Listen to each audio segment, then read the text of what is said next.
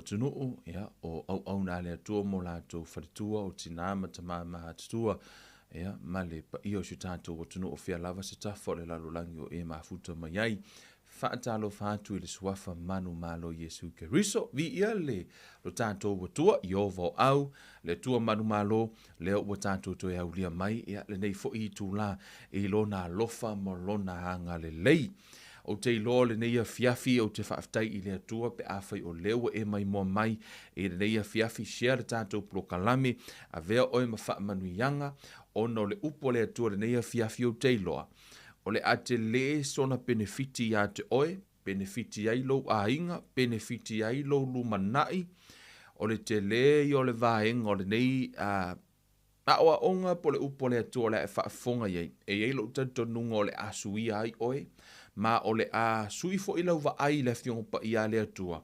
Ma o te iloa, o le ki le o lo manuia, e le tele o nisi o vahenga o a fionga pa i a le atua. O le a, le fiafile nei, o le a o toma fai e fai loa i a te oe le mea lilo, e te ola saoloto ai mai uma o le tino, o lo mativa ma le malaia. O le fiafile nei, o le a o fai loa i a te oe le mea lilo le na, mai o le tasi leo mea lilo, sa whaapea o na tatalo le apostolo ina ia mawhai o na tatalo tātou mata tātou te iloa, le lo loto, le lautele o le maualunga, o le alofa tu no o le atua. Ia te oe ma. O le fiafila le nei, o te iloa o le a whaamatala ina le upo le atua, mai o i o le a avea lea ma, o te iloa o le asuia oe, o le asuia lau va ai le fionga pa ia le atua. I le afiafile nei, ia pe a uma ona whaalongolongo le fionga pa ia le atua. Lono winga, si al tātou prokalame, ma o le afiafi fo ile nei, o te le mana o tu ua, ia se ava noa e manui ailo a inga.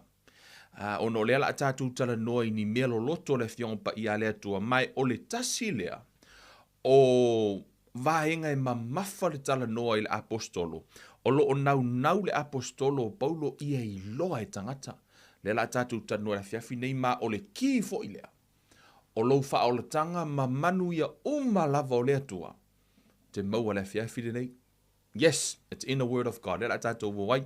La tātou talo mua i o na tātou tanua le rana upu le tua le mātou tamā. Wha manuia le wha fonga lau whanau. Wha manuia i o mātou tangata. Langanga pa ia o le whaia o ngasili. Wha sino mai la ua fio ta i ala oe le nei a fiafia o wha matala lau upu ia wha apeona ngā lue la ua fio i loto o lau whanau. I o lātou i loa le lo loto le lau tele o le maua lunga o loa lofa tunoa. I le nei a fiafi i lau ia te i mātou lau whanau. Ia wha manuina lo suafa. Ia wha sisilina o i ova. Nei ma se i ho o i wha avavau o na suafa o Yesu Keriso wa o le mavala au tuai nei. Amen, amen. Amen. Ole fiafile nei. Ole tasile nei o mata upu o lo o whaapeo na vai luaina ia lea o onga i le toa tele o tangata i le ola whakerisiano. O mata upu nei e lua, o mata upu e whaatatau i le whaatuatua. Mare mata upu e whaatatau i lea lofa tu noa. O lo o whaapeona o a o e nisio i lātou o lo o tali tonu i lea lofa tu noa. O lo o focus lātou i lea lofa tu noa. E pei lātou te lea mana ia le whaatuatua. E toa telefo i tangata o lo o whaapeona focus i le whaatuatua. E fōlinga mai e le tā ua lea lofa tu noa. I le ola whaalea nganga, e toa tele tele a oa onga o lo whaapeo o na lātou una ia si i le situ, ma tala noa ima ave i le whaataua. Ai pei e le whaataua ina le situ. Ai o te whaia se whaatusa e whaapea. O mata upune e lua o le alofa tu noa ma le whaatuatua. O te whaupua whaapea, e whai e te tauna ona e a o ino le whaatuatua o le focus o i le alofa tū noa au noa ma le whaatuatua. E te le manuia, ai uma fo i leo langa le nei, e te le maua leo lai whaavau. pe a whaina o le alofa tū noa le te wa ai, le la tatou o I mauru tu spa ia. A e focus fo i le whaatua tua e au noa malova ai i le alofa tū noa. E te oti fo i e te le maua fo i le ola e whaavavau. Ono o le alofa tū noa ma le whaatua tua, o mea ia e o whaatasi.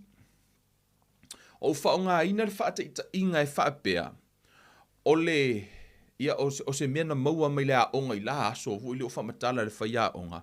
O elementi, these are the two elements, e le mawhaina e avea ta itasi ia momio elemeni e lua, o le sodium ma le chloride. Ia ngā le la waku pesinga whakaika inga mo I la koe le mamlama ngai mea. O le sodium, e tango e ai, e tango e ai le afo, e poison, e o nā ele tangata. E tango fo I la e ai na le chloride, e oti fo tangata e poison. E tango e mix whaatasi le chloride ma le sodium, e maua mai ele maasima. So o elemeni la na e lua o the two elements, le maua mai le salt. E tango e ave ese le sodium, ave ese le chloride, e tango e aina le chloride, e oti le tangata, e tango aina le sodium, e oti. So I longa e mix le lua lea, fato a maua le mea ta o le maasima. E whaape nā fo ila le mata upu lea o le alofa tū noa ma le whaatua tua. E le mawhai ona e ave na o le alofa tū noa, a e te lea mixinga ma le whaatua tua. E le mawhai fo iona e avea le whaatua tua, e au noa ma le alofa tū noa. A whai te avea le whaatua tua, e oti. A whai te avea fo ina le alofa tū noa, e au noa ma le whaatua tua, e oti fo. Se I tātou wola I o le ki lea, na te tatala ina lou manuia. O le mea ua uma na whai e le atua mo oe. I te tonu o le tusi a e feso lona mata upu e lua. O lo whaapea mai. Au wā o le alofa tū noa, grace, ua whaaola ina ai outou I le whaatuatua, e le mai a te outou foi, a o le mea ua foa ina mai e le atua. E le ona o ngā luenga, ina ne imita se tasi. Whai mai au wā o le alofa tū noa, the grace. Whai mai ua whaaola ina ai, whai mai, for by grace you have been saved through faith, and that not of yourself, it is the gift of God. O le mata upu lea grace, o le toa tele o tangata I le mala mai, ma I mau o lea la tatou o I le loto le fiafile nei, o lea eva ai le mea ka o le grace. Ma eva ai po o a mea I to tonu o le grace. O le whaamatala me le tuspa ia, o le whaaola tanga, o lou whaaola ina, o lai to tonu o le grace. O le grace la, o te whaatusa ina o le grace o le ato pau. O le ato pau leo wa uma na tuu uma iai e le atua manuia mo oe. Ae na o le feifale ki e mawhaina e te tala ina e le ato pau lea. O e tau mō, mali mele o tau whai atu ai.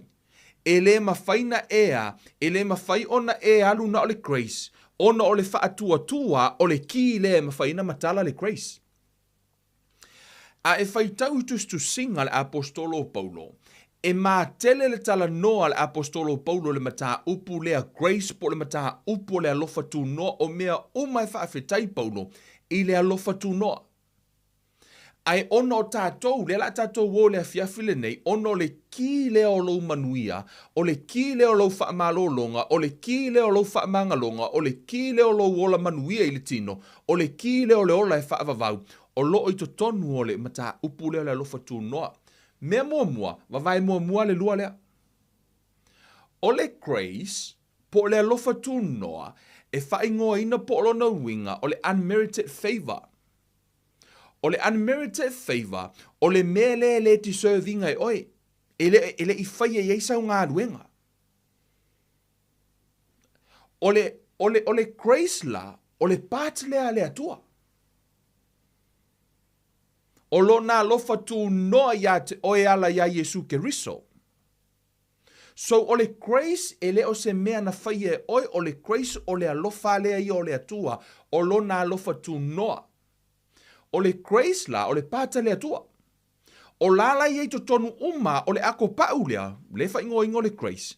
Wa ufa o ngā ina le upu ato pau ina ia mawhai o na malama lau wa ai. O le ato pau lea, o laua tuu iei to tonu e le atua le fa aola tanga, le fa imeritala tu spa ia by faith, we receive salvation by faith. O le afoi, e te le fa aola ina i se grace alone. To tele tangata lato te tala noa i le alofa tu noa o le atua, e te le whaola ina i se grace alone.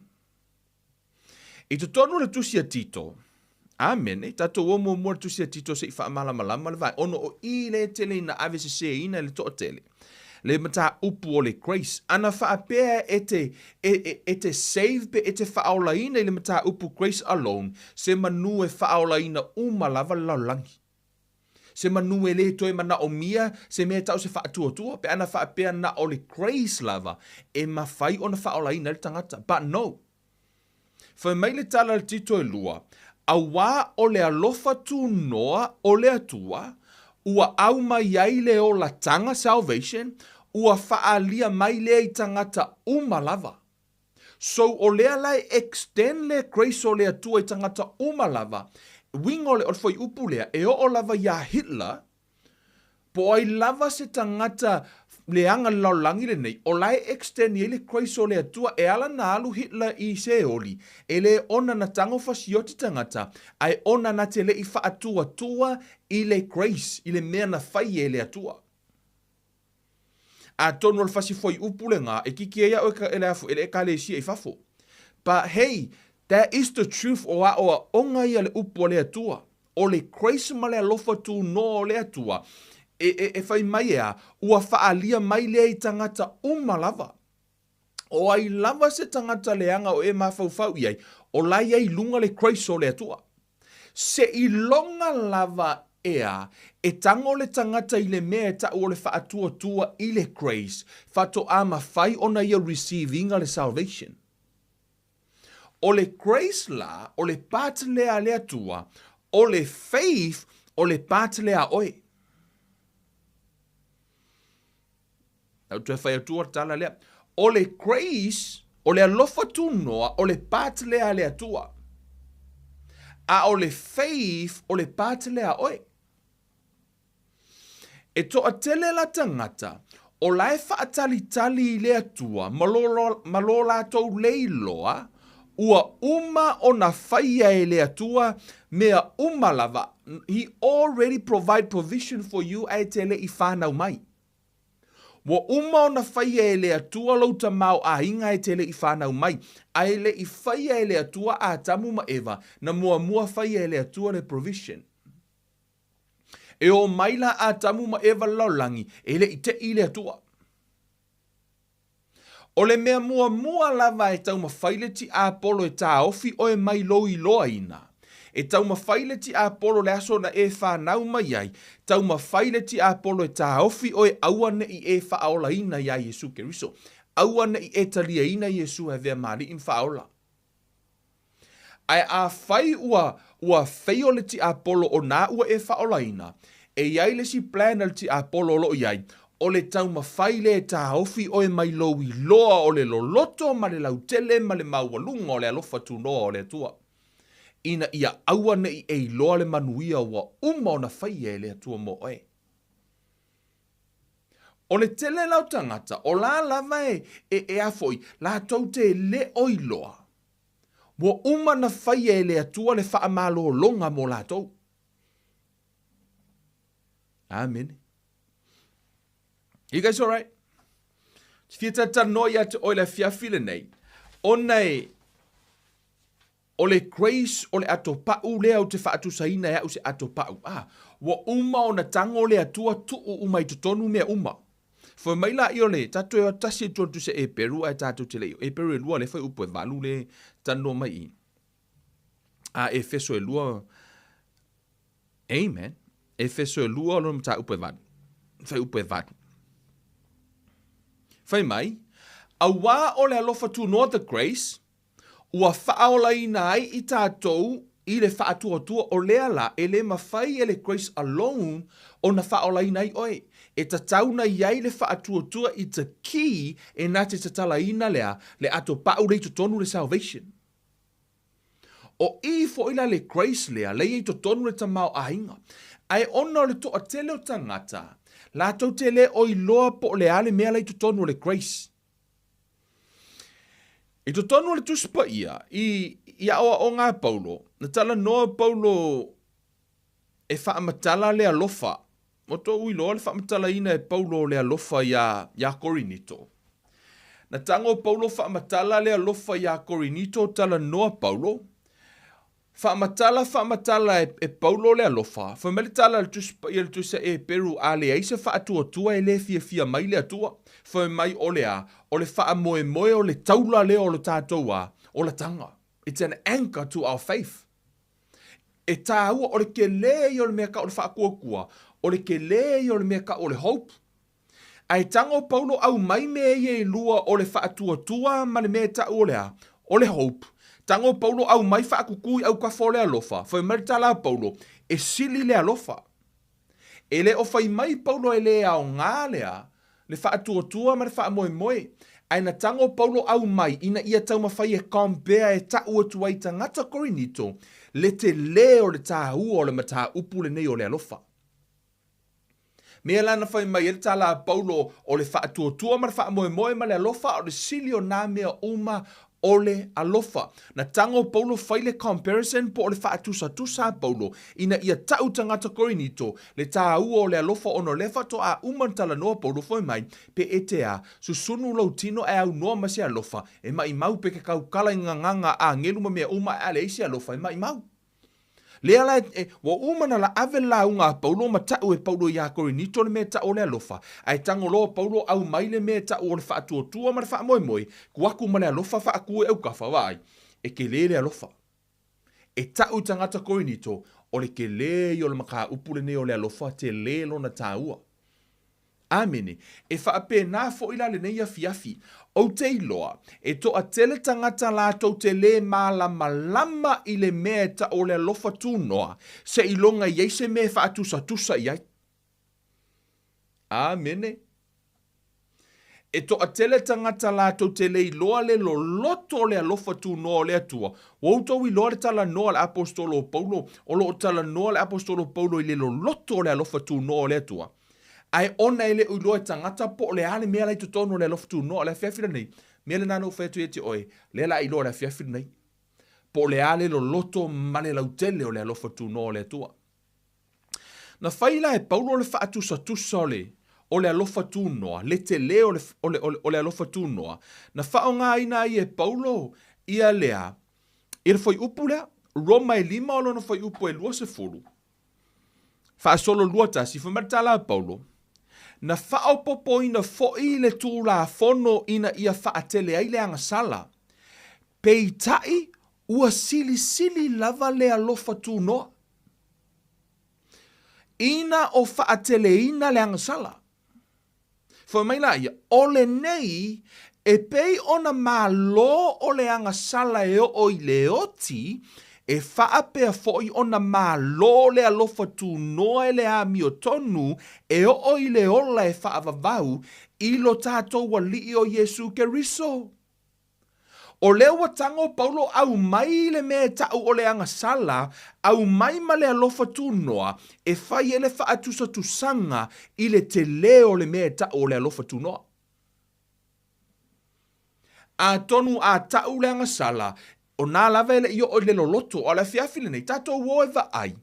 Pe whaapei I le te leo le mea ta o le angasala. Woko va ai le ke leo le angasala.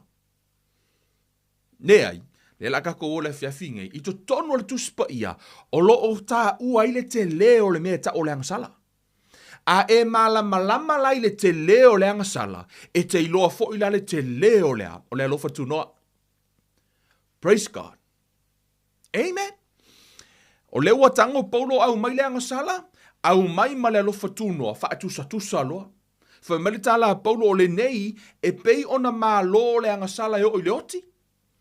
e whaapea fo i ona mālo le alofa tu noa e le amio tonu e o i le ola e whaavavau. I lo tātou wali o Jesu Keriso o le te lele o le angasala e ao ona eiloa ina ia eiloa le te leo le alofa tu noa. I to tonu o le tusia a le territory no me no mata upu e lua vanu. Amene. A e whaitau i le territory no me lea. E sili aku ngā ke le i le whea ngai ngā tuwai. Old Testament. E sili atu na te le lisi o le malaia o le angasala. Na ilo o lisi o le manuia. Ona e le pera le covenant Old Testament. E le sili o le whea ngainga lea, o le whea ngainga tuwai lea. E le tele ni manuia o le whea ngainga tuwai, e piko i sili nga ke le aku le lisi o le whea ngainga o lea, o le to loto le angasala. O tau whai tauri i na le sfuru lima whai upu o lea, o le manuia o le tangata e tausi le tū la whono i le whea ngainga. Ai sau mai foi upo se fulu lima se ipa ia le foi upo eva ai was scroll alu kau lalu foi upo ongo valu o le lisi a ko a le o le malaia o le loloto le o le angasala.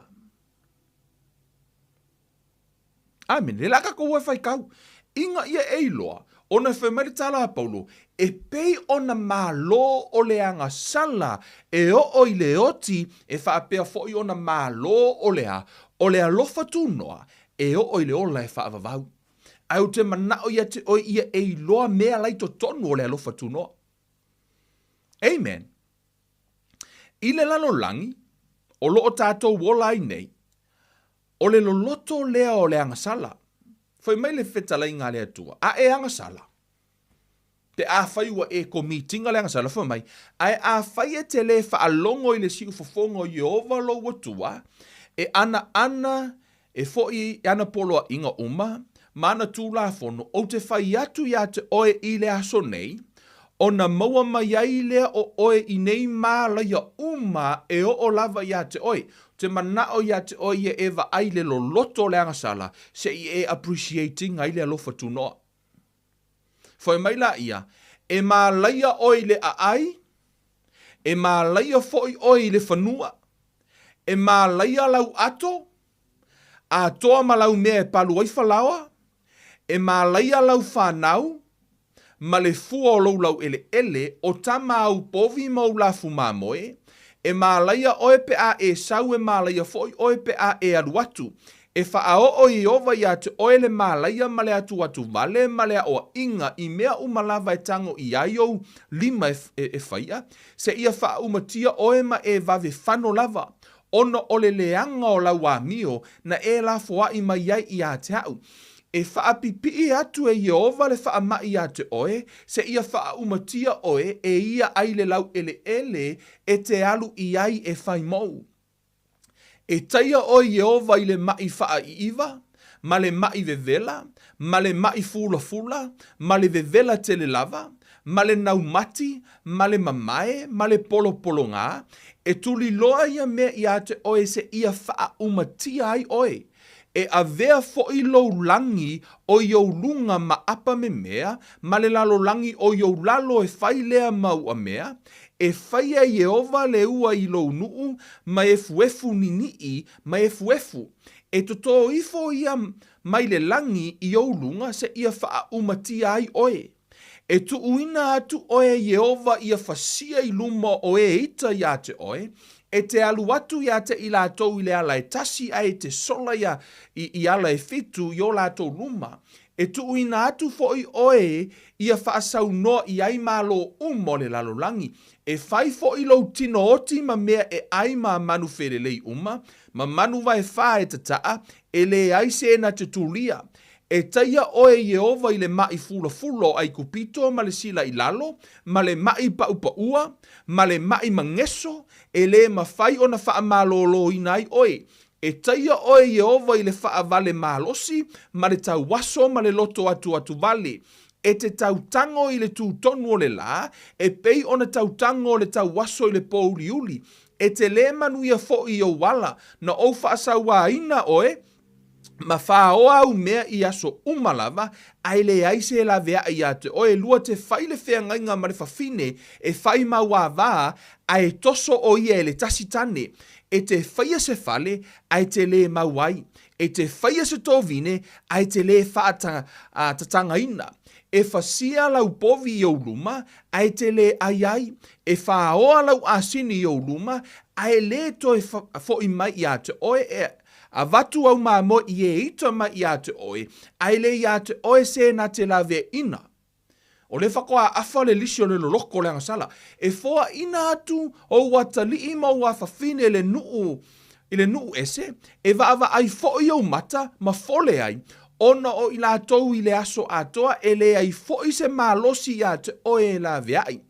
E aina le fu o lau ele mau ngā luenga umalava, ele nuu e te lei loa. Na ona whaasawa ina lava o oe ma whaatau ngā ina I aso umalava. E te whaavale malosi foi ona o mewa ai I ai o mata. E taia oe Jehova I le papala leanga I o turi vai mo vai, e le mawhai ona whaamamafuina, e fua mai I o alofi vai e o lava I lo tumuai. E taita ina Jehova o oe ma lo tupu ua e tō fia mo oe I le nuu wa le iloa e oe po o tama e te au na fo I lea mea I atua ese o la au mamaa e avea fo I oe ma mea e ofo ai ma upu whaatusa ma tau e munga I nuu umalava e taita ina I ai oe e Jehova. E te ave ni fua e tele to toi le whanua, ai ti iti ni mea e te whaopopoto, e te whaapotopoto mai ai, a wā e aina e le se a kerise. E le se a kerise. Wa iai sa umanga wa e koko inga, ai susu umakalo. Wa iai se teime ai e anufe lau whaatoanga. Mea nata o le malaia. Amen. For mai le tala, let's continue. O le lava ele umale lo loko le angsala, foi mai. E te whaia ni tō vine, ma enga lue I ai te le inu I le waina. Pe tau mai ni fua au wā e aina e anufe. E ia te oe olive I au whanua uma, ai le u oe I le u. Au wā e maalili fua o lo olive. E whanau ia te oe ata li I mawhawhine, ai le whai I la tau mau. Au wā e vea I la tau whaatanga tau taua. O au la au uma mafua o lo lau ele wha umatia ia ele se la sela. Se la sala. O le tangata ese e ia te oe e matua whaasili lava o ia te oe. A o oe e te matua maulalo lava ia te ia. E te no mea ia te ia, ai le no mea o ia te oe. E a vea o ia maulu, ai a vea oe maiu. E maua mai oe I nei malaia uma e tuli loa ia te oe, ma o lava ia te oe se ia wha umatia oe, a wā ua e le wha alongo I le si ufafonga o Jehova lo watua, e tausi I ana polo inga mana tu la fono na ia polo a I mai ia te oe. E ia te oe mau whanau ia mea, e whai ma whailonga ma vāvenga e whaavavau. A wā ua e le au auna ia Jehova lo watua ma le oli ma le fia o le loto. Ona o le tele o mea. O le mea lea, e te au auna ai ma le fia ai, ma le fia inu, ma le lava lava, ma le mativa I mea umalava, I e ita ia te oe. E auina mai e Jehova ia te oe na te whae e fo I le amo ua mea I lo ua se ia wha umatia oe e ia.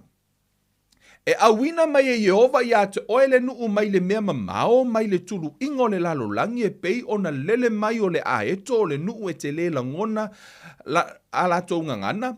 O le nuu matasa wā, e le whailonga ina I la tau o toea ina, e le alofa foi I tamā. E aina foi I la tau o whanau au manu vai wha, ma fua o lau ele se ia wha umatia o e la tau te le whaatoe ina ma oe ni saito, po o waina, po o suahu o se tama au povi, po o lafu ma moe se ia wha umatia oe e ia la tau te le si o ia te oe I le taua I au a ai uma se ia solia, o pā mau lulunga ma le whaingatā, sa e whaatua I ai I lo nuu uma, la tau te si o ia te oe I au a ai uma I lo nuu uma, ua fōa ina mai e Jehova lo atua ia te oe. Wa kausaura usela ele I o I lalo piko I lalo lilo loko le angasala. E awina foi oe E auina fo'i e oe au whanau ua fo ina mai e Yehova lo watua ia te oe o tino o watali ima wafafine ina o si o ina oe mati ngā ina e whaati ngā ina tele ina oe ai oe e ila tou ua ita ia te oe o le tangata o ia te oe e tino vai vai ma ua matua wha pele pele ina e le alofa o ia I lona uso ma lana a va pele. Ma ana whanau ua totoe e ua whaatotoe ina. E le avatua lava e ia I so la tou sina fasi tino o ona talii na te aina awa ua le ai lava sina mea ua toe ia te ia ina ua si o ina ma ti ngā ina. E whaati ngā ina te le ina ai oe e I la tou ua ita ia te oe I au a ai uma o le whawhine tino vai vai o ia te oe ma le ua whaapele pele ina na te le whaata ita ina o na tuu ifo o lona alofi vai e tu I le lau ele ono o lona whaapele pele ina ma lona tino vai vai. E le alofa o ia I lana tane pele, ma lana tamatane, ma lana tamateine. Ma lona whanua e pa u I ona vai, ma ana whanau mai ai e ia, au wā e aina e ia whaalilo lilo ono o leonge o mea umalava ina ua si o ina. Ma ti ngā ina e whaati ngā ina ai oe e I la tou oe e ita ia te oe I au a ai. Pe a whai e tele ana e whai I upu umalava o le nei tū la fono ua tū sia I le nei tūsi. Lona winga lewe e angasala. Ina ia e matau I le nei suafa mamalu ma le matau tia o Yehova lo watua. Ona whaao o lea Yehova o mala ia te oe, ma mala iau whanau e ofo ai, o mala te tele lava, male tū mau, ma mai leanga male tū mau, na te whaao o fo ia te oe o mai umo ai kupito sa e fefe ai, e pipi lava ia te oe, o mai fo I umalava ma mala umalava e le I tu sia I lautusi o le nei tu la fono, e whaao o ia Yehova ia te oe se ia wha umatia oe.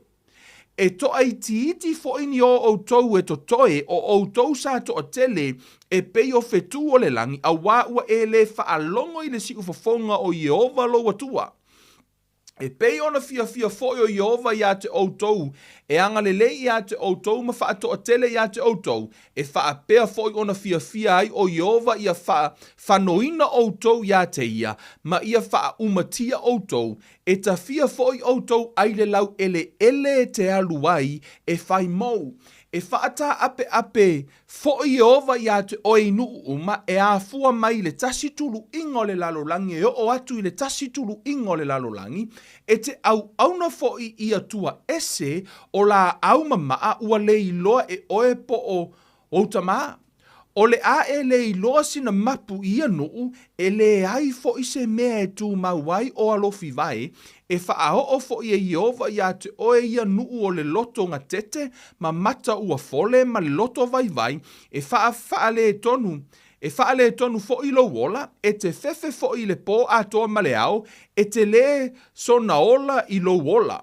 E te whaapeane I le tae au fia ho I le afiafi. E te whaapeane fo I le afiafi fia ho I le tae au. A wā o le fefe o lo loto e te fefe ai. A wā fo I o mea e wa ai I ai o mata. E wha fo I atu fo I ova I ate outou I ai kupito I waa o le ala no ofa I atu ai I ate oi e te le toi wa ai lava I ai. E whaata wina atu ai fo I outou I e ua ita I ate outou e whaima au na tane, ma au na whawhine, se ia le ai se na te whaata wina outou. O na sau ai leo lo usela I le kauma whai e lau le lo loto le mea ta o le angasala.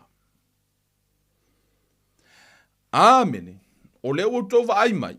E sili aku nga ke lele lisi o le malaia I le whenga inga tuwai, nei lo o lisi o le manuia. Right? Whai maila I o le tusi a Roma, o le nei e pei o na malo le angasala e o I le oti, e whaapea foi o na malo le alofa tu noa e le ami o tonu e o I le ola e whaavavau ia ke riso Yesu. O le alaua ewa ai mai le lo loto le meta o le angasala. O le angasala le na malo o le angasala na mafuai o na ona e polonga, o le anga sala na mafua ina malaia lau whanau, malaia lau whanua, malaia ngā ruenga, malaia mea uma, na mafua mai ono o le anga sala, o le loloto o le anga sala.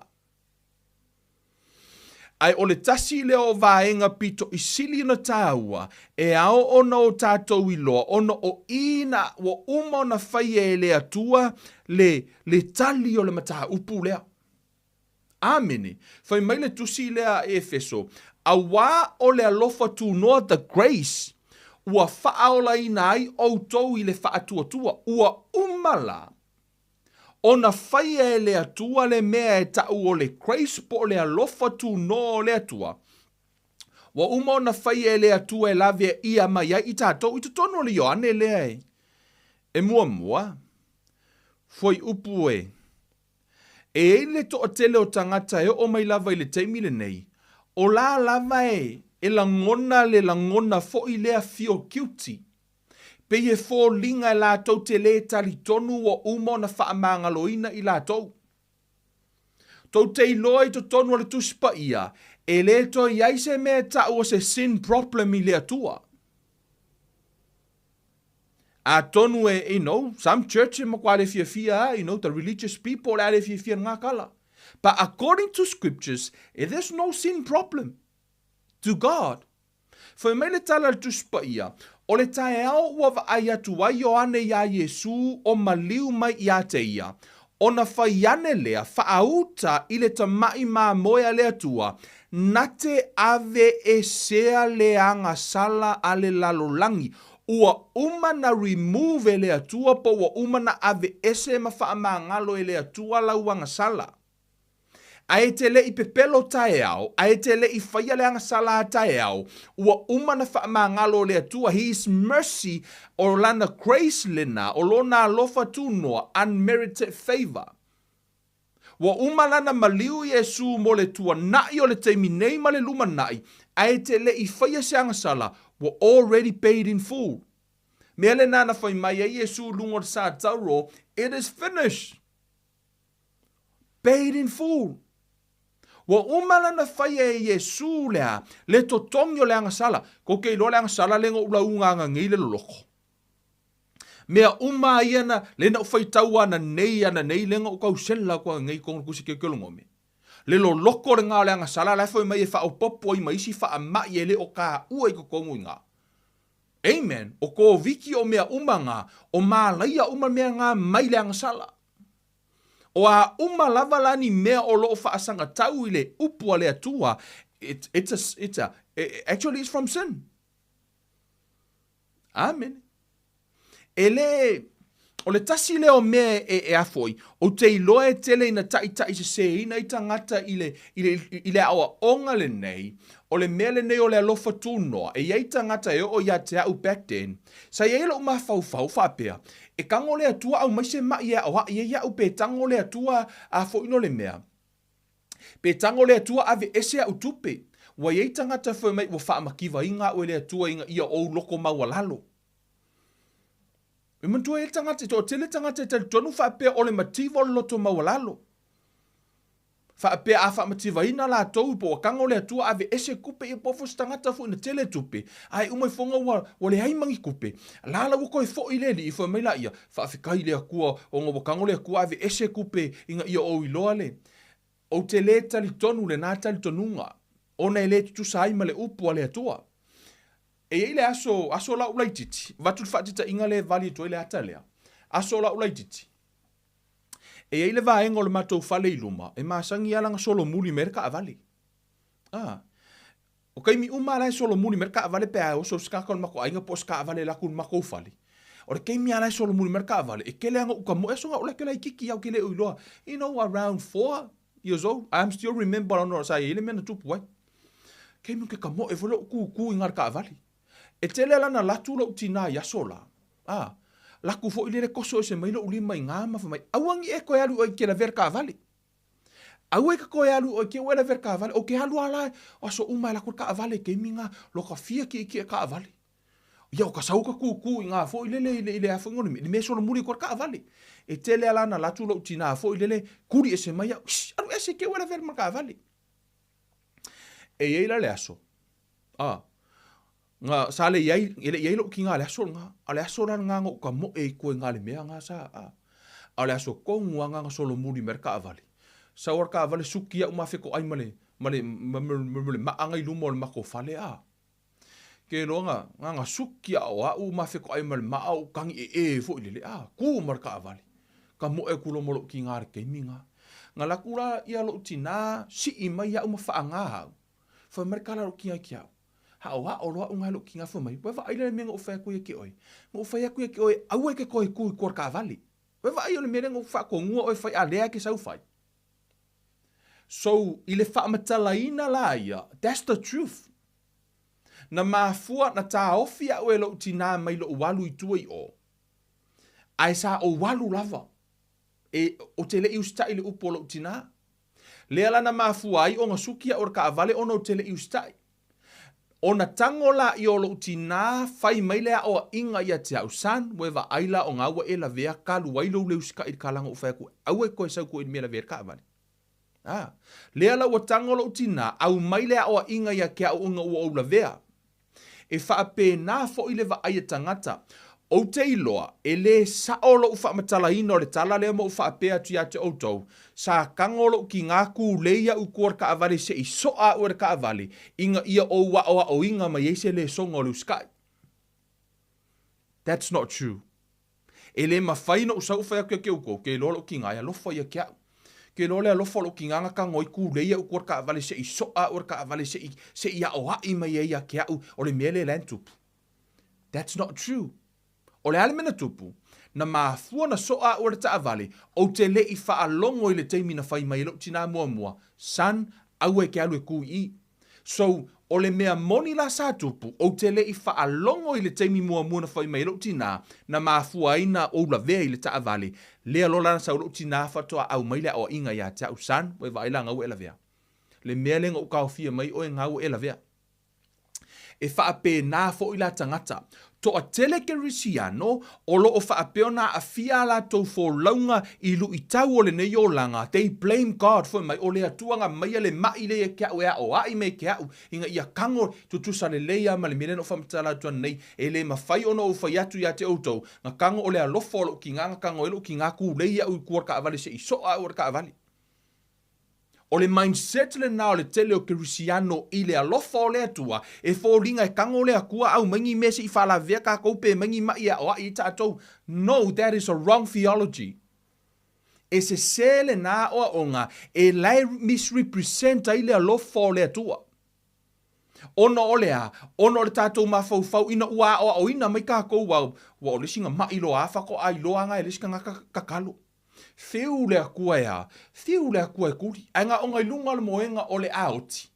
Whako avala auro i le atua ma wha amaua lalo. Sauro kulu mo le kalesia wha ia. Ke manga o ke moli mau o kia ke au kou ke wha whekai le alofa o le atua. Kango le atua ku mai le mai e kia au wha la vea au ka avale se i o wha amaua lalo ai. E le ikure ia o e le atua i o ka avale se e learninga se le songa. Ngā ala ona e la vea e te le i wha alongo i le teimina whai atu i le atua e lana o inga. So, ina ua umala ona e la vea, ona tango la i o le atua san, o ngā la ua ilunga i ngā. O le ala ua koe, sau le atua koe a oa i aku oi san, mea ngā ngā ringa uwhai aku i aki oi, because na tupu ia te au. Ke loa au koe kirikiro i lo kua ngā i male menga kupu mai ki au, o le kele i o menga kupu. Kele i o menga kupu leo langa. Langa u whaapea u le atua. Ai se ke leo so wala au inga wala inga ke kele me kupu ilo o langa. Le hai. O le kele o kei minga wona ia o le atua. O ke le iuskai. O ngā kukupu lo leo whaafika uri kia. I learn in the hard way. Amen. Afka ila le atua e le vavenga salamo. Fo i meileli. Amen. Pa o ina o lo iai le ata o tangata e whaape nā le alofa o le atua. Ona tangofi leo tangata ua exalt pe tangofi a whaata ua o lato mai fo mai i le mai le au mai e le atua you know e mai e ka fiofi e kia e le kala le skanga kanga fai mai e kia o le kusor kanga kalngi o lai mai e sau koutu me te au le tala fo ile la ai fo a Paulo le na fai Paulo ya Yesu i me vai ai ai fo merkala ai fo ala kamanga fo mai o le kanga le akua ran kusa ma au ma Paulo Fiu Paulo ka kalo ele I malo lo ke lor se yo nga o onga. Mea mua fa mertala Paulo le ave fe au malti Apollo ina ia fa mawalalo ina na ye le poto wa ia maua. So e le mafua anga oa o mea vai la fenga I ma Paulo ele o se mai o le tino. O le whaadi liu winga le whenga inga tuwai, o mo meo thorn of the flesh, po o mea matui o le tino, o lai tala no I tangata. People, lai wha lave le fōlau ngā Paulo. Ele oni mai le tino. Infirmities lai kalangoa, ele ko o kele o ka ngaka onga whamai, lai wha liu ma infirmities. O le infirmities ngā, kukusa le mana upu lai wha o ngai tutono le tusia Roma, lai wha o ngā mai whamai o mea tātou te vai ai, e ta talo ile nganga pa ia our weakness or our infirmities. Ele o tala noa lai ni mai, a o mea tātou te vai ai, se mea kere oiloa. Your weakness. Mea te le oiloa, o le mea lai vai elo ma fau, e te le oiloa le mea tupu atai au, so lai limit oi, o le weakness po le infirmities na, lai wha matala mai tono le tusi na. Ma le isi vaenga, e le kuali whai ka kou le menga kou through ai Paulo. Because ngā ala o ngā iei le thorn of flesh ya Paulo, e mafua mai ono le poto wa iei loa. O kā kou, ko a kelo kā kou, e le i o kā kou le poko ngā ing sa iei le loa Paulo i le tua. So e le kuali whai la tātou i lea, I mea le nā thorn of the flesh, which is o lai quote to tele, e le o sao. Ono I nā, wa ave e sea mai iei le tā ua o le grace. Ono le tari tonungo nisi o mainga mai e lea tua ea o hai mei mātou o le mativa. Kango lea kua ave uma kupe ke loanga makua I faa. Kango lea kua ave uma ukupe se ia o hao mai au I loko maua lalo. E se e le I kule ia o e lea tua I kuar ka vali. Inga ia o hao koe ia o se le songa. Right? O lea lofa tu noa la le tala noa I. O lea wa eva ai mai ngei. Fai asi lo loko le sala. Ai tatoe atu tuan tu sina Roma lo mta upo e lima. Amene. Whamele tala fai upo e luas fumatasi. O le nei e pei ona malo le anga sala e o I le oti e whaapea foi ona malo le alofa tu noa e le ami o tonu e o I le ola e whaavavau I lo tātou wa lii o Yesu Keriso. So o leo wa tātou wa ai, wa whaatusa le apostolo Paulo le lo loto le angasala. Ai whai mai e sili ai le lo loto le alofa tu noa. Ai whai kaulunga aku makua mai ngai marikala Paulo le me ke le le angasala. E ke le ai fo i le alofa kungo, o le ke le ala le angasala, o lau angasala, o le ke le fo inga le grace le atua. Mea la ngai wha mai lesi, ia le ala lau angasala, pea la langa lai ke le grace, wha mai le tala Paulo, awa ni o tō manatu wha pēnā. Au to te manatu wha pēnā, ono o le te au na iai, o lo matai le nā. O oio le polonga a le te au na i, a whai te au na le angasala, o oio le polonga le angasala, e le uwhame, o oio tangata saoloto. Amene. I to tonu la le tusia le tatoe atu tu se efeso si au mai lo le vaenga le a leua e va ai mai. Leua e ngofo ngi wha pe, wow, o le ala o mai, o le malaia, o le ai o saukupe, o le angasala. E mafua mai ono le angasala. Ai o le alofa tūnoa. Amene. Whai mai e sili atu le alofa tūnoa. Iko kongura le ako pau le alofa tūnoa. Amene. Pie maanga. Ia whai ngō le ako pau. Vo i lele kau mako se hata vo i lea. Whai mai le tusia le Efeso le olona mta upue. E lua whai upue valu. A wā o le alofa tūnoa e whaola inai o tau i le whaatua. E le mawhai ona e whaolaina I le alofa tū noa, alone. O le alofa tū noa la, o lai ei to tonu I nā le whaamanga longa le atua, o nei ei to tonu I nā le whaamalo longa le atua, o lai ei to tonu I nā manuia o le atua, o wa umalana provide le atua. It's yours, o oe ona. E le to e whaatali la le atua wa le tātou te o le lava I le atua e whaamalolo I tātou, whaamangalo I tātou, wa umana whai e le atua I le alofa tū noa. It's already being provided. O le vaenga a oe o le faith.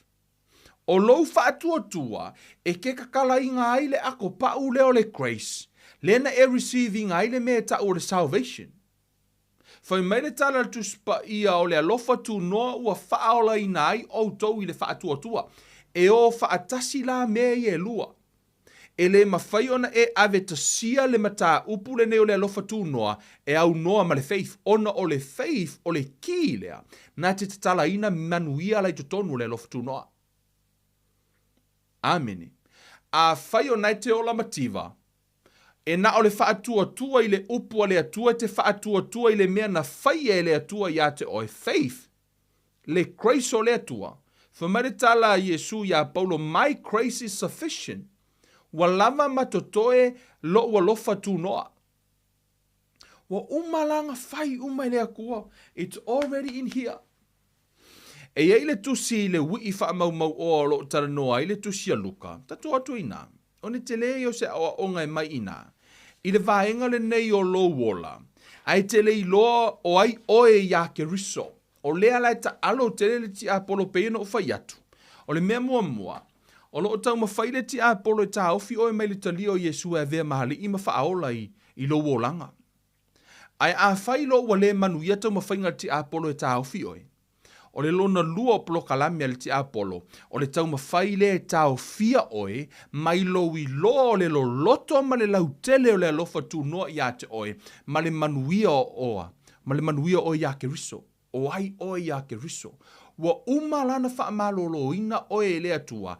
Ai tātou te le o iloa mea i tutonu le alofa tu noa. O nafi na whaina matou lunch malo ta mawha le anganga. We have a lunch, a really good time yesterday. Tanoa. Na ia tango i wha matala se tala na nafi. O le tala la lea. O le tala fwoi mai o lai whai i a le meo le a fwoi. O lai whai le meo le sitala i le a fwoi. Teimi la sai o i. Wangalo heo lea kungu usai ai. La whai le sikala i kongo le a onga. Ai, lai ko kele ka ngaka o lai kiu. Lai whai le kiu. Vo ile le o anga i le sikala. Lai o aku le. Ai la kamai kiki asa i konga. Wha a fiofia kwa kamai kiki nga i luma. Alu aku ar kamai kiki la kwa alu i luma piko i luma. Laku alu kongo le ako nga sa i kua. Laku a kakara le ako e au mai le polo sa i kongo. Sauro ako e wha a fiofia mea sau alu ka alo manga wo i luma le malai. O sea, o ongalana o moa mai ai. O le, e peye wha pe nā se ata o le tātou wola wha le anganga.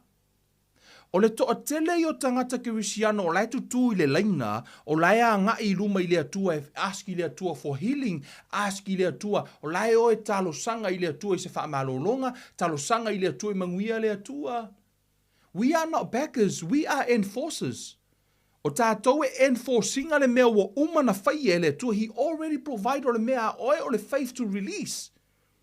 For mai waia, for mai he already blessed us with all the spiritual blessings wa uma na wha manuia mai le atua, i manuia uma i le anganga wa umala. E le koe whai le pata le atua wa uma na whai, lai wha atali le atua i lau part, which is faith, to open the suitcase. O lai e le grace, o lai ko kongu lau whale fau, o lai ko kongu uma nguia. I le tala lea. Tala le wii wha mau oa. You know, this story, man, it always speaks to me. For me tala ia wa fa auru tala ina tangata o le wii fa mau oa. Ai si kako fai kau onga ke le yo le songa foi mai. Wa fetala ia tu o ia o le tasi tangata e to o lua ona talii. Wa fai atu le wii lona tama senai. Ia e au mai ia te au lou tofi o le oa ona vai lua lea e ia o ana mea ia te ila ua. Te mana o e tau ia te oi, le tala le no whamatala ina ana nei, to a tele tanga to lai tutu o lai aski le. O lai o e tau le sala. Ai ole atalii. E le ipopole le akali e kau le e ku se lainga. Right? Nga wha au fiofio kwa le akali i alu aku anga i alu kongo le ako au mai le polo se a. O lai na te iloa, o le polo lai tutonu o, it belongs to him. O lana i ata tau, o le alu e au mai le mea lai kongo o ia e onga. E kau le ku lai se lainga. E pe tau wha pe nā le mea lau tu whamtana tuai, when it comes to grace o oio le ta li o le atua, ia e loa o ai oe, e ke kau le ku le lainga, e ke kau le sau ke anga pongi le atua e wha mangalo oe. No, you don't need the fast for forgiveness. It's unbiblical. I te tonu o le whenginga fau. Because wa umana whaamangalo oe, it's your forgiveness is yours. Healing is yours. E te tau le pēr ki le tua, please God, heal me. He already healed you. You need to receive it. Yeah, I don't know. It's really hard for you to, you know, it's tau mawhai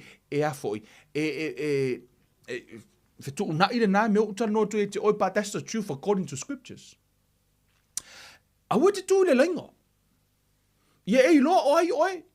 Kele le kaimi mai mau, I lo kako kuku le lainga. Le mea o lai kuku le laulangi. O ngā kako kele o malama o ai I tātou ia keriso.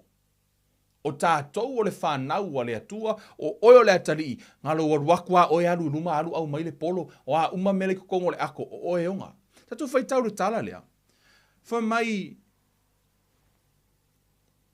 ua whai atu le wii I lona tamā, sēnai, ia e au mai ia te au lo utofi, o le oa, lona winga, o le tamai titi lea, na te iloa o ai ia. O mea lai lona tamā, o ia e ona na te iloa lona inheritance. Lona tofi po o lona me whatau ia te ia lona tamau a inga. Whai mai la ia, ona vai lua le e ia o ana me ia te ila ua o lona winga, e le I avea uma e le atua o la ia I lava le tofi o le atali I le alai wii, na iei fo I le tofi o lea. O na tango fo I le tama, ave ese mea mo lona atali I matua. O la iei mea lona atali I matua, e iei fo I mea alfa mai, ona vai lua le e ia I ana mea ia te ila ua. O mea lon tama, wa vai lua I lang whanga urea ko lua. Right? Fai mai la ia, ua ma vai na yaso, o na whaapoto ai lea e le wii mea uma, ua alu malanga I le nuu mamao, ua whaata ape ai ana mea I le nuu, ua so ona ula vale. Ua uma atu ana mea o na onge te le ai lea o lea nuu, o na whaato a mativa ai lea o ia. Ua alu ia ua nofo I le tasitanga to lea nuu, ua ia au wina fo o ia I ona whanua e whawhanga ai pua. Ua tupulona manao ia tingi mea e aina e pua, ia maa ona ai o ia, e le ai lava se tasi, ua avane sina mea ia te ia, ona ata mai ai lea o ia ua whaapeane, e le to atele ea o au nalo utama ua whaulai alato a reto ua totoi, a o au o te mate laina. O le a utu lai maalu I lo utama, o te whai atu ia te ia lo utamai, ua ouanga sala I le o I le langi a toa mauruma. Ua ou le toe au ngā ona tā ua o lo ua talii, ia e a vea au ia pei o se tasi o au auna. Ona tū lai ai lea o ia ua alu I lona tamā, ua I loa mamau atu foi o ia e lona tamā. Ona muti vale leo lona alofa ua momoe atu ia, ua fusi ia te ia, masongi atu ia te ia. A ua whai mai le atali ia te ia. Lo tamai, ua ouanga sala I le o I le langi a toa mauluma. Ua ou le toe au ngā ona tā ua o lo watali. A ua whai atu le tamā I ana au auna. Au mai ia le ofu tā tapu vai, e au pito le lei. Ma wha ofu ia te ia ma ia tuu se mama I lona lima, ma wha se e ona vai. Au ma ia fo ile tama I povi peti ma fasi tātou te ai ma oli. A wā o loo watali ile nei noti ua tohe ola mai. Na leilo fo I o ia a ua maua o na lātou oli ai lea. Sai le vaolo na atali I unu matua ua sauia, ua lata mai le fale. Ona whaalongo ai lea o ia I le la au pese ua tā malesiva, ua vala au atu ia I le tasi au na ufesiri atu, po o le ale wingo nei mea. Ua whai mai o ia te ia, ua saulo uso, ua fasi ai fo ia lau tamare tama I povi peti ina ua toe o mai o ia ola. Ona ita ai le o ia e le mawhaia o na ulufale I ai, o na alu atu ai le o lona tamā I fafo ua wha ole ia te ia. O na tali mai ai le o ia ua wha pēr mai I lona tamā, wha uta. O tau sanga ua tele, ua au na ia te oe. Ua le ai lava sau polo a inga ua o solia. E tele I au mai lava se tasi, se tamai oti mahau, mātou te oli mahau o. Peitai, O lo watali ile na, sana faa umatia au mea faa tasi mafafine tali tane, ua sau o ia, ona e fasi leo le tamai povi peti mana. Ua faiatu ia te ia, tae, tate no nofo pea ma oe, o au mea umafoi o au ia. Ua tatau foi ona tātou fia ma oli, a wā olo uso le nana oti, a ua toe ola mai, na leiloa foi a ua maua. E lua la vaenga tā ua ie au mau te fia tala noa le nei a fiafi, ole tangata le nei, ole alofa tu noa ole tamalea. Amene. Wa umana ia wha maangalo ilo nā talii, a o lea la iai le si o nā tali i mai o le toa tele la o ke risi ano. O ke le ilo prele me a ringa ingo kangaka i le hui wha mau oa. Kasi ale me se ale hui wha mau nga wha mau oa na whai. Ua ia tu ua lona tama. Ai o le fina ngalo lona tama ia manuia. O le mea le nā laina tango lona tama ave i ai le oa ono oai. E pilong iai. Mea lale nana luatu waile le atali i matua lea. Wa umana tango lona tama ave ese lona oa malana tama a inga it belongs to him. Ai ngake le iloa. Mea lale ngā o laiki ngā inga wawa ia kunga. O lau wako e fia mitoli. Ngā au ngā ia ke oe mea umakere i so lia masapoloa. Inga i kere au mai ase oki e maki fia mau. Ma kwa i whangoa arka maa. Whai mai, ua whai atu ia te ia, tā te no nofo pēr ma oe o au mea uma foi o au ia, o mea uma whamaritala tu spa ia o Yesu o lona tumu atoa toa wa tātou maua i le alofa tu noa, e wha o popo i le alofa tu noa. O Yesu la, o le maaturi manu lea, wa umana tango lea tua tu umai ai to tonu manuia. E le oi loa le tangata, wa umanga ku e kongo e lea tua ia Yesu le wha malo longa o louta mau a inga, o lou wha manga longa o mea uma. It's already in Christ. I le grace o lea tua.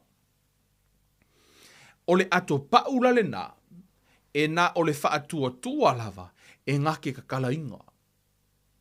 Amen. O lau pātla, o le faith, a whai o nei te mai lo tino. It's already done. Wa umana whai e lea tua le wha malo longa. O lala i to tonu o le grace. Le ato pa o le grace lo wha malo longa. O lau pat o le faith e kakala ai le grace. Le ako pa ule e release mai le healing for you. A whai o nei te mativa wa umana provide lea tua lo tamau ainga. O le loloto le angasala le na tātou whaitaua, wha mai e siri aku ngā loloko lea. Le lofku ngō lono winga, o māla ia umai ngō whaikaua kuanga ngei. E ke le aku le lisi o manguia. Amene. Tato atu le tusi lea e Peru. Lona mata upo e valu.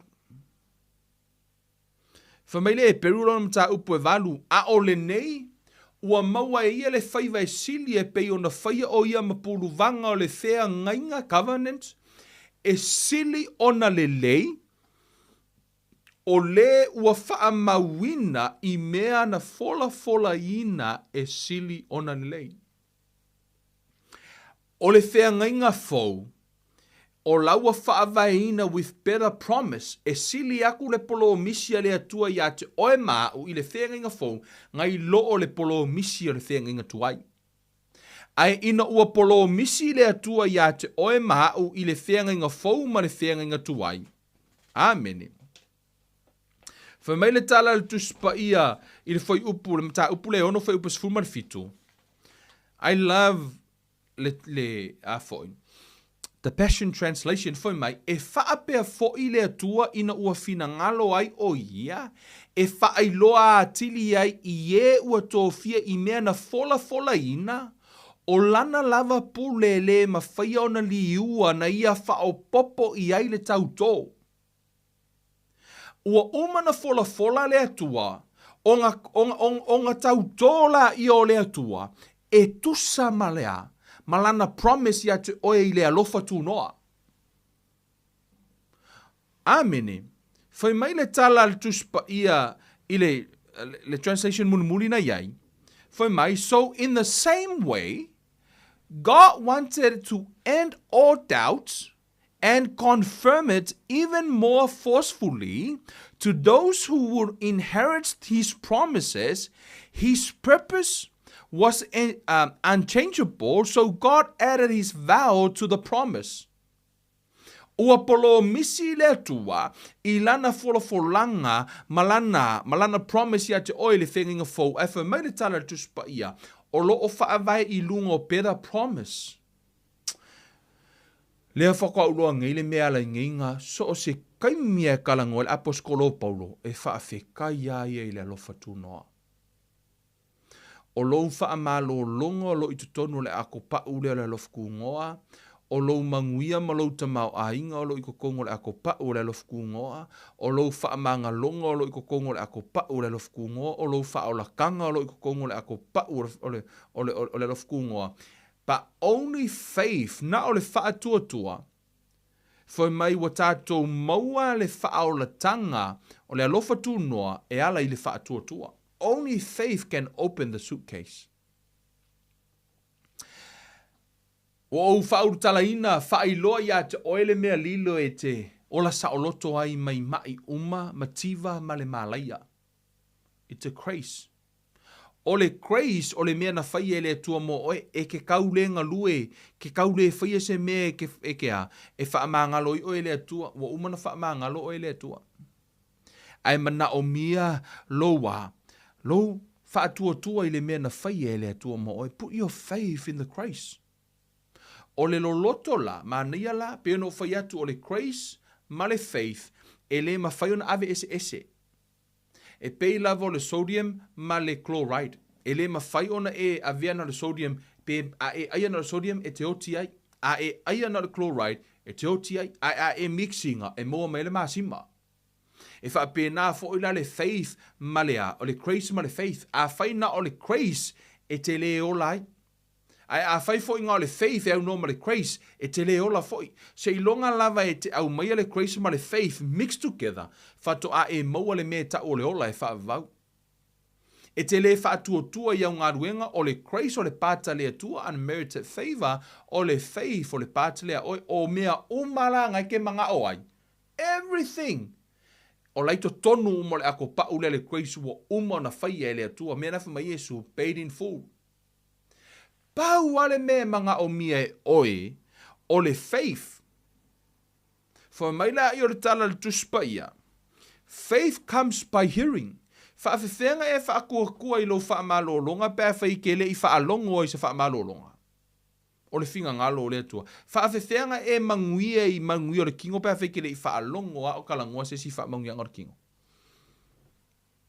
Amen. Tu ulo whaatua I le mea na whai e le atua mo ai, o le alofa tu noa, e le mawhaina ave tasia. Amen. Au e ke koe kui le lainga. Au a fōinga I pei oe o lea, o le unu matua, le atali I matua, o laito tonu o le whaolatanga, e ngā kele o iloa mea la wa umanga ve ese ronka māmo ia. Ngā kele o iloa o povi ma oki ma mea umala I ngei o mea ngai e alu ka pē ma se povi. Ia e iloa. Pau ale mea o le faith. O le faith, o le whaatua, e te mau ai le whaolatanga, te mau ai lo malolonga, o mea umano whaamalolo Yesu tangata I le whenga inga fau, for matala Yesu o lo whaatua, it was her faith, their faith, tangata I na whaamalolo, o le lato whaatua na malolo, esea, because o le faith, it's a key I le grace. For mai la ia mana, ia le whakaika inga le sila inga sa karangoanga po, o le faith ma le grace, mixed together, moa lea, equal salt of the earth. Kusala o le whakaika ingalo le sodium ma le chloride, mixe mo le masima, a whamela o kamanga. O le faith ma le grace, tu whaatasi, it's equal salt of the earth. O le masima o laulangi. Whamatala tu spai o tātou le masima o laulangi. A mangalo le masima o le ale winga, le alonga o ngā. A whaila o oe o le Kirisiano na o le whaatuatua, e le eise grace o e whaatuatua, ia o ngai mangalo o lau masima. E le o wa aia fo ila le manuia ma le fua o le anganga pa ia ma le manuia o le atua ia te o ese a langa lai mangalo le masima. Ta tauna e ola, i le fullness o le atua. Amen. Tauna tātou wola manuia o le fina ngalo na o le atua. O umana o vatua le whata i ta inga ia te i tātou. E le mawhai o na tātou whai mai wa so aka kor ka valen bo wa ka koma mai ma whapea mai wa o a i le atua ia te i tātou o le fesili. Na e whaalongo le mena whai atu le atua mua ia te oe whai na e sa vali e tusa malona alofa tūnoa. Walk according to his grace. O le mea le na wha moe i le apostolo o manuia. Lai le grace o le loloto le angasala. Sili atu le loloto le alofa tūnoa. Wha manuia le atua i lau sa valinga ia eiloa. Wa umanga whaia. Kei loa, whamarikala risko e inga ngai langa kalo le atua. Fo hai mai le loko whaalo loko ia mako. Ke loa meo le anganga, se whaile atua e fua e kule loko whaalo loko ia ke whaalo loko i meo le anganga. Lai whai mai i outou tama mea i le leanga. I outou tangata mātutua i le amio tonu. Whaalo loko lai meo le amio kongu, meo le anganga. Amen. Makua ngau rau loto i le ali. O mea wa na ia whaia. Lauta mau ahinga, man, wa na whaia i le atua moe. Le tua la mātou ta mavi ia la ua fio i lau upu. To e wha manatu i lau whanau, e o wha longolongo le neia fiafi. Wa na e whaia o lau alofa tū no le ki lea wa na e whaia le manuia mo lau whanau. Ta talo ia te oe, ta talo la tō mata wha le anganga, li lingi e o wha manuianga ta mai o nungo o lau whanau. O e o mamai le neia fiafi o la tō iloa e wha atua wa na e whaia le wha malolonga. O e o lo o ola i lalo le malaia, o mai tu wha solo i tutono le ainga tama, wha iloa ia te i lato walo loto atu lo walofa tunoa, wa na e tuto ngio lato mai. Ai tau o le wha atua i lo walofa tunoa, o mea lo i tutono, wa na e whaia lea mō lau whanau. Wha manuia oe lo mātou watua, i leia fiafi, wha manuia i malolonga. O mātou tangata i e whaapionta tala mata o lau whanau i o lātou loa, le loto le maolunga o le lautele, o loa lofa tuno i o mātou tangata, ono suafa whaapele o Yesu Keriso, o le mavala aua tuwainei. Amene, amene. Via le tua, o le tātou whaasoa le nā le neia fiafi, mai le fionpa i a le tua. Te mana o tau ia te oe le maolunga, o le lautele, o le loloto le alofa tūno o le atua, ina ia mawhai ona e iloa, ne mea na whai e le atua moe, ke iloa e, au kere karikongu e ke mai. I don't believe in sickness. Pulu lea o kopo lea ko mawhawhaunga ye. Because I already been redeemed, mo umana tutongi Yesu le mai. Kire karikongu voi langi mai, voi lele ia, pole amalea, but that will go against the truth, but if I make karikongu i mai. But that's the truth. Do you know the Bible says, the truth, if you know the truth will set you free. The truth itself will not set you free. It's the truth that you know. For mai a e loa le mea moni, e tu saoloto oi le mea moni. E le o le mea moni e wha saolotoa oi o le mea moni e te iloa. A whai o lewa e iloa le alofa tūnoa le fiafide nei, o le alofa tūnoa na te wha saolotoa oi. Amen. Aua nei e toe e te alu ese mai lalo le malaia, a e fia ma, a whai te fia manuia, ma ai le alofa tūnoa wa umana tutongi e Yesu. Have faith in Christ. For mai o lona tumu, o lo o iai le alofa tūnoa, e whao popo le alofa tūnoa, ai receivinga Yesu, wa e receivinga le grace o le atua, o mea umara lai kokonguinga, it's for you. Pau alau me whai, have faith and force. You are not a backer. E te le tūma e tangi le atua, God, forgive me. No, he already forgive you. O le mea le nā, people still feel guilty. Kei loa. Wa umana wha maangalo oi. A whau e whako ese ili atua. O a umasau kua ngai. Umana wha maangalo. Kusa peko i mangkua. That doesn't mean ili wha maangaloa oi le atua. Wa umana wha maangalo. O oe o le tangata saoloto. Pisa il pōngai. Ke loa alu e moe o hao le kanga saoloko. I am a free man. I am the righteousness of God. O hao le ami o tonu o le atua. Kile o koe ha. Ile o ska kanga sala. Ko kere kanga whai mai o ka kou ka kanga sala. No! ele o ois kanga sala. O oil tangata mi o tonu. I am the righteousness of God. A whai ke whai mai, o ka kou kanga sala, o longo winga kere o whaola inga. Wa ole mea ngai fia kanga whai mai, o ka kou kanga sala. That's not biblical i whianga inga fō tangata. E le tutusala mea nā marwhanau o le atua. Wa umana wha maangalo oi. O oil le ami o tonu ya keriso. You are the righteousness of God. Amen. You are blessed. O oe te manuia lau urufale, manuia lau urufafo, manuia lau ato, manuia lau kapoti o le me palu e falawa, manuia lau account, manuia lau tino, manuia lau mafaufau, manuia me te whaia, manuia lau pisinisi, manuia me manawa te whaia. Ai sea, o oe tangata manuia it's a grace, mai dea tua. Unmerited favor. O le me te leiti servinga, only faith you can receive it. Amen. Fa manuia le tua nea fiafi, ia i le tino ke riso. Amen. Ia fa apeona ia i le alofa, ia maleanga le leo le tua ia te o tau tātou te whelo ai, i le aso lua. Ko e soor kako karangole angapongi. I le aso lua, i le alofa maleanga le leo le tua. O Kevin Uruiva le nei, alofa tele mo o tau, fa asoi fuaia.